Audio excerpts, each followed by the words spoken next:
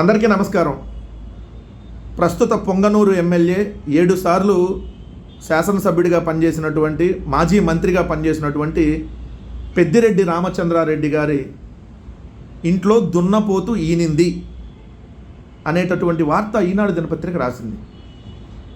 దున్నపోతు ఈనింది అనగానే తెలుగుదేశం పార్టీకి సంబంధించినటువంటి ఎల్లో మీడియా, వాళ్ళ ఎల్లో పత్రికలు, జనసేనకు సంబంధించినటువంటి ఎరుపు మీడియా, వీళ్ళు దున్నపోతు ఈనింది కదా, దూడను తీసుకెళ్ళి కట్టేయండి అని అన్నారు.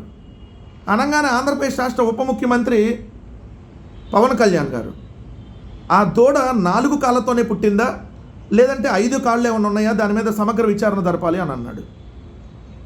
ఏమంటే ఆంధ్రప్రదేశ్ రాష్ట్ర ముఖ్యమంత్రి గారు ఎస్, దానికి 4 కాళ్ళు 5 కాళ్ళతో పాటు ఎంత బరువు ఉంది, దాని కలర్ ఏంటి, ఖచ్చితంగా దీని మీద విచారణ జరిపి బాధ్యుల్ని శిక్షించండి, పెద్దిరెడ్డి రామచంద్రారెడ్డి గారిని ఇమీడియట్గా దానికి సంబంధించి కేసు బుక్ చేయండి అని అన్నాడు. ఏంటనుకుంటున్నారా?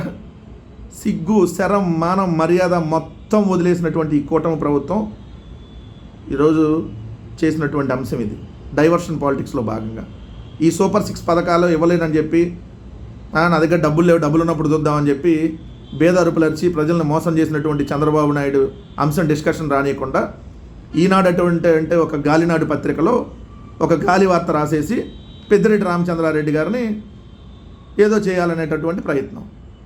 పెద్దిరెడ్డి రామచంద్రారెడ్డి గారు విత్ ఆధారాలతో ఆ భూములు ఎప్పుడెప్పుడు కొన్నాడు, డాక్యుమెంట్ నెంబర్లతో సహా, ఆల్రెడీ సర్వే నెంబరు 295 దానికి సంబంధించి ఏదైతే అటవీ శాఖ అప్పుడు జారీ చేసిందో గెజిట్, దానికి సంబంధించి ఆల్రెడీ బీటీ రోడ్డు నిర్మాణానికి అనుమతిస్తూ అటవీ శాఖ అధికారులు జారీ చేసిన ఉత్తర్వుల కాపీతో సహా, అంతకుముందు చంద్రబాబు నాయుడు గారి ప్రభుత్వం అండ్ కిరణ్ కుమార్ రెడ్డి గారి ప్రభుత్వంలో 2 సార్లు ఏదైతే ఎంక్వైరీ చేసి అవన్నీ ప్రైవేటు భూములే, అటవీ భూములు కాదని మళ్ళీ తేల్చిన తర్వాత మళ్ళీ ఇప్పుడు కూడా మళ్ళీ ఇదే అంశాన్ని వార్త రాసి, సో ఈ డైవర్షన్ పాలిటిక్స్ ఆరోపణలు చేసాం, ఏదో ఒక ఆరోపణ చేసి ఒక 4 రోజులు 10 రోజులు దీని మీద చర్చ, మళ్ళీ ఇంకో రోజు ఇంకో ఆరోపణ, మళ్ళీ దాని మీద చర్చ. ఎన్నాళ్ళు ఇలాంటి రోత బతుకులు బతుకుతారు? మీరు అధికారంలోకి వచ్చిందే అడ్డదారిలో. సరే, ఎట్టొకటి అధికారంలోకి వచ్చారు కదా అంటే దాన్ని ఏదో పాలించండి అని అంటే పరిపాలన చేయకుండా రోజు ఇట్లాంటి గాలి వార్తలు, పనికి మాలిన వార్తలు. కనీసం ఇప్పటికైనా మనుషుల్లాగా ప్రవర్తించండి. ఈ కూటమి ప్రభుత్వంలో ఉన్నటువంటి ఎవరైతే నాయకులకు చెప్తా ఉన్నా, పెద్దిరెడ్డి రామచంద్రారెడ్డి గారిని మీరు ఏం చేయలేరు, ఓకేనా? ఇదైతే గుర్తుపెట్టుకోండి. వైఎస్ఆర్ కాంగ్రెస్ పార్టీ ఎప్పుడు భయపడదు. మీలాంటి వడతూపులకు ఇట్లాంటి ఏదో కేసులు పెట్టుకుంటా అంటేనో, ఇలాంటి తప్పుడు వార్తలు రాస్తేనో ఖచ్చితంగా విత్ ఆధారాలతో మీరే దొరికిపోతున్నారు.